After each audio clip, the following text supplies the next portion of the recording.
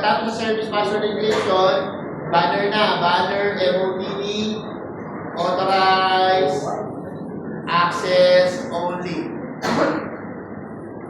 Yun, that's it. Yan lang siya. O, pag nag-exit ako, tingnan nyo ha, ano nangyari? Pag nag-exit ako ngayon, exit. O, yun na, may password na ngayon ako. So, Cisco, tapos enable, Cisco. At nag-show rin ako, tingnan nyo kung nagawa na natin, o.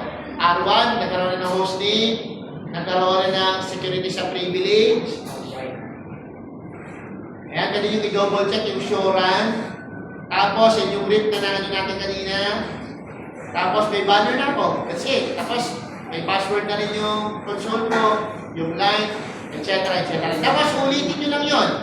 Lahat dito sa R1, R2, S1, at saka S2. So, ang hindi pa natin nag-check kung gumagana ba sa DYCI yung mga, ano natin, kung nakaka-access ba tayo. O, lagyan natin ng, punta natin itong server uli natin. Punta tayo ng HTTP. Yung HTTP natin, palitan natin yung index. Lagyan natin dito, instead na welcome to Cisco, welcome to Dr. Yamas College. Dr. Yamas.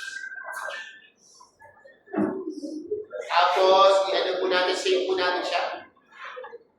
Yes. So, dapat, ano nga ang IP nito? Ang IP nito ay 10.4.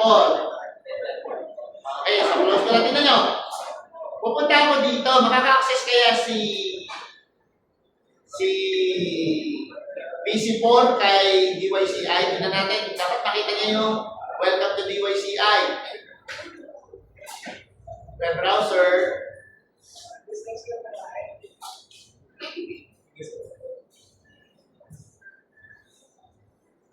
Lagyan natin, www.dyci.edu.ph. Hostname unresolved. Ibig sabihin, ang gumagana sa kanya, pag ito nilagay ko, tingnan nyo ha, pag nilagay ko yung address niya, go ko, welcome to Dr. Yama. Gumagana. Ibig sabihin, hindi gumagana yung DNS ko. Bakit kaya hindi gumagana? Ang reason, mga pare, ay dahil kailangan natin ilagay yung address niya sa DNS. Yung 10.4. Dito. Babalik tayo doon. Ilalagay ko lang dito, 10.4. Okay, tapos, balik lang ako dito. 10.4. Lahat talaga ako ng 10.4. Para baka, okay, 10.4. Tapos ito rin, nalagyan ko ng 10.4. I-paste ko lang ha.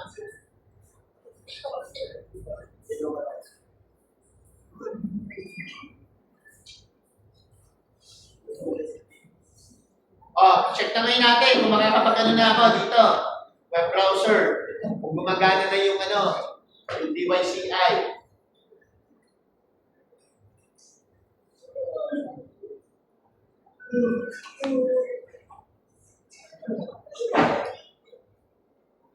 Alright, www.dyci.edu.ph.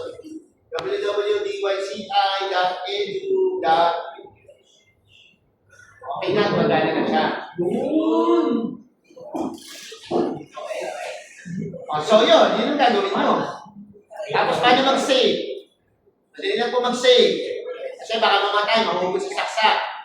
Ang pag-save ko ganito, copy, run, startup, config. Enter. Save nyo.